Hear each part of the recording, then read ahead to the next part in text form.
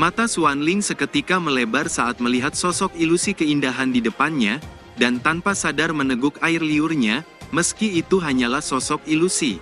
Namun sosok keindahan itu sama persis dengan Medusa. Pakaian, wajah dan bentuk tubuh yang sama, seolah dia adalah Medusa yang nyata. Namun yang mengejutkan dari sosok wanita Medusa itu adalah dia memiliki tatapan yang kosong.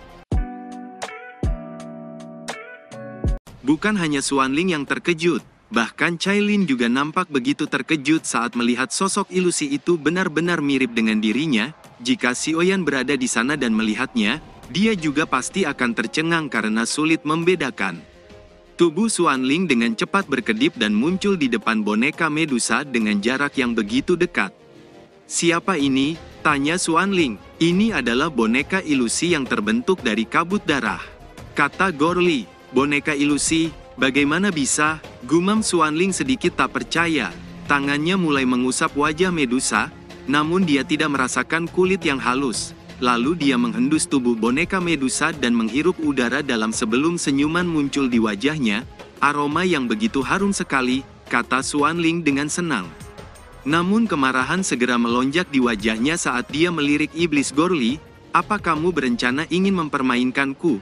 Bukankah ini hanya boneka?" "Dia hanya boneka ilusi," kata Raja Xuanling sedikit marah.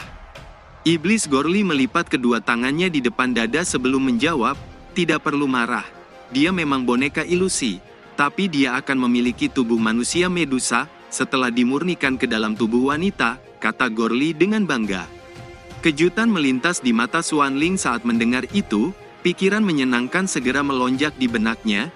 Jangankan satu wanita, bahkan jika harus mengorbankan ribuan wanita, dia hanya puas jika bisa memiliki wanita seperti Medusa.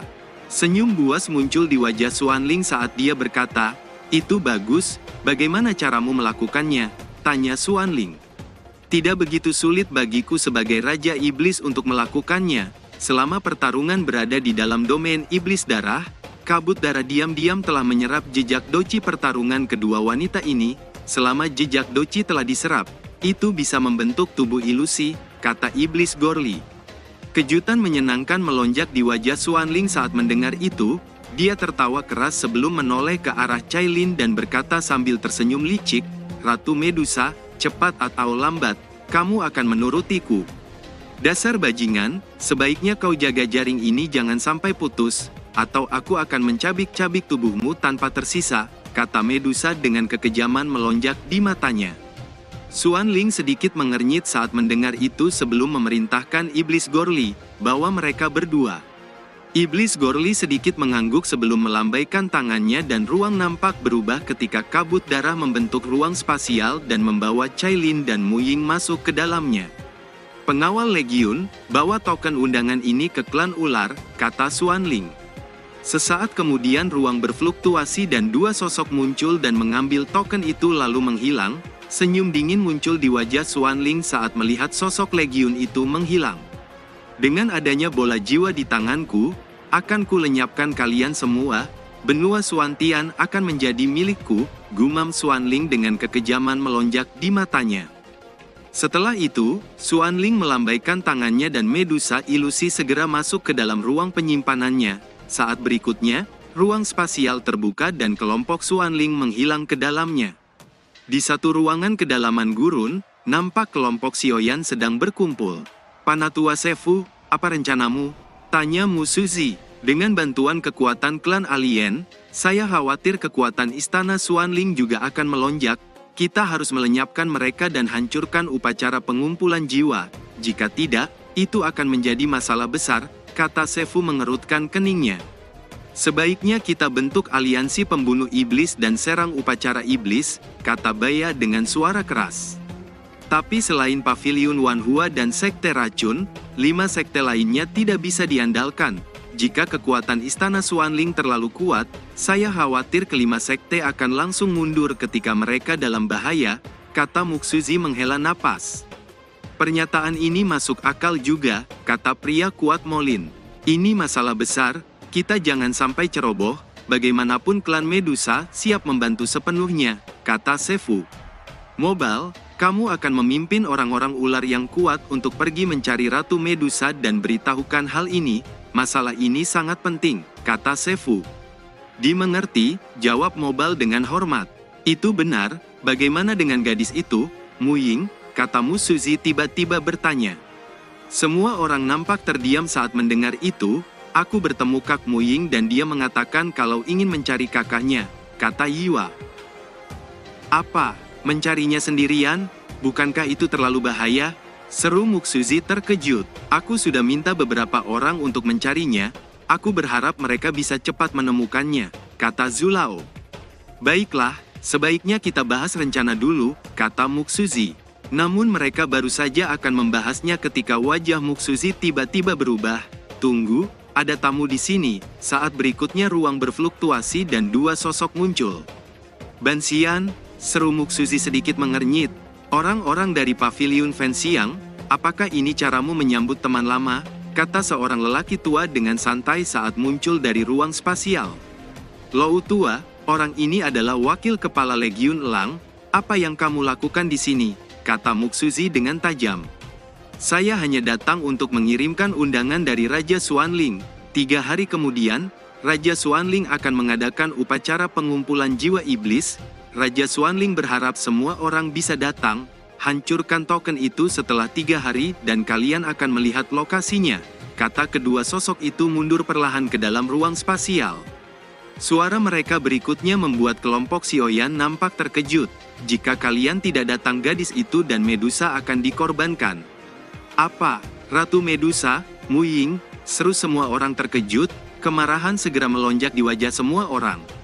Raja Xuanling, jika sesuatu terjadi pada Cailin dan Mu Ying, aku sendiri yang akan membunuhmu, mesti harus menyeretmu dalam kematian, kata Sioyan dengan niat membunuh muncul di matanya.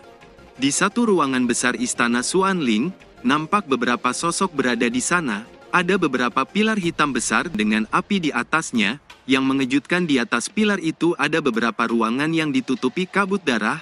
Medusa dan Mu Ying berada di antara ruangan itu. Saat ini keduanya terperangkap dalam jaring darah dengan tubuh terikat. Di tengah ruangan ada panggung batu mewah dengan beberapa pilar api kecil di atasnya. Di tengah pilar api itu ada manik jiwa darah melayang di atas kolam darah. Ada riak kabut darah yang menyebar keluar dari kolam darah dan memasuki manik jiwa. Tak jauh dari manik jiwa ada ruangan kamar mewah dengan ranjang besar dan empuk di dalamnya. Raja Xuanling berada di dalamnya. Saat ini di depannya ada sekelompok wanita cantik dan seksi berdiri di depannya. Rajaku yang mulia, ini adalah semua wanita cantik yang berhasil saya kumpulkan, kata seorang pengawal dengan hormat. Bagus, kata Raja Xuanling, matanya menyapu ke arah sekelompok wanita cantik dan berhenti pada wanita muda berbaju merah, sebelum melambaikan tangannya dan wanita muda cantik berbaju merah itu melayang dan mendarat di pelukan Raja Xuanling dengan manja. Bawa yang lain keluar, kata Raja Xuanling. Baik rajaku yang mulia, kata pengawal itu memimpin sekelompok wanita itu keluar. Raja Xuanling mengelus tubuh wanita itu sesaat sebelum melambaikan tangannya dan wanita itu seketika menjadi linglung, nampak seperti boneka dengan tatapannya yang kosong. Saat berikutnya, Xuanling melambaikan tangannya dan kabut darah melonjak keluar sebelum berubah menjadi boneka ilusi Medusa yang melayang di depannya. Segel di tangan Xuanling berubah dan saat berikutnya boneka Medusa perlahan berbalik dan berubah menjadi kabut darah yang perlahan memasuki tubuh wanita muda itu. Secara mengejutkan, tubuh wanita itu perlahan berubah menjadi sosok Medusa di depan tatapan Raja Xuanling yang panas. Medusa perlahan membuka matanya lalu berjalan ke arah Xuanling dengan cara yang memikat. Mata itu tidak lagi kosong, melainkan menatap Raja Xuanling dengan tidak kalah panas. Kesenangan yang buas segera melonjak di wajah Xuanling saat melihat itu. Dengan cepat tangannya memeluk Medusa yang dingin dan liar. Tak butuh waktu lama, ruangan itu segera dipenuhi dengan suara rangan dan desahan sepanjang malam. Sementara itu di kedalaman wilayah gurun nampak Sioyan dan lainnya sedang berkumpul. Bajingan Raja Xuanling ini, dia secara terang-terangan mengirimkan undangan pada kita. Apa maksud semua ini, kata Mu Suzy dengan marah. Apa semua ini hanya jebakan, kata Baya. Kita hanya bisa berharap Master Pavilion cepat kembali dan membuat rencana, kata Zulao. Saat berikutnya, ruang berfluktuasi ketika Panatua Sefu tiba-tiba muncul, sepertinya Ratu Medusa memang jatuh dalam masalah dan ditangkap, ada jejak pertarungan di gurun timur, bajingan Xuanling, kata Sefu dengan marah, semua orang terkejut saat mendengar itu. Bajingan itu, aku sendiri yang akan membunuhnya, kata Xiaoyan dengan niat membunuh melonjak di matanya.